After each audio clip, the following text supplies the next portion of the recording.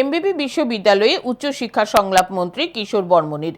বৃহস্পতিবার এমবিবি বিশ্ববিদ্যালয়ের গোমতী হলে সংশ্লিষ্ট আধিকারিকদের সাথে মত বিনিময় করেন উচ্চশিক্ষামন্ত্রী কিশোর বর্মণ। তিনি জানান, এই দিন এমবিবি বিশ্ববিদ্যালয়, এমবিবি কলেজ, বিবিএম কলেজ ও আইন মহাবিদ্যালয়ের আধিকারিকদের নিয়ে এই দিন সভা করা হয়েছে।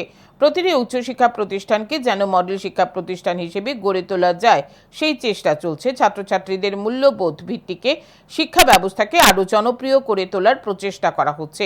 একটি শিক্ষা প্রতিষ্ঠানকে উন্নত করতে হলে শুধুমাত্র দপ্তরের একের পক্ষে সম্ভব নয়, সকলের সক্রিয় সহযোগিতায় একটি শিক্ষা প্রতিষ্ঠানকে উন্নত করা সম্ভব। তাই উচ্চশিক্ষা প্রতিষ্ঠানগুলিতে পর্যায়ক্রমে পর্যালোচনা বৈঠক করা হচ্ছে।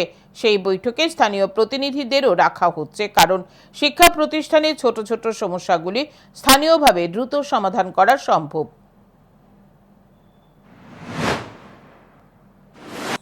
এবং জাতীয় শিক্ষানীতি 2020 যে লাগু হয়েছে, সে অনুসারে বর্তমানে আমাদের শিক্ষা ব্যবস্থাকে আরো আধুনিক এবং ছাত্রছাত্রীদের জন্য যে মূল্যবোধ ভিত্তিক যে শিক্ষা ব্যবস্থা, সেটাকে আরো জনপ্রিয় করে তোলার জন্য বা আরো এফেক্টিভ করে তোলার জন্য একটা প্রচেষ্টা আমরা শুরু করেছি।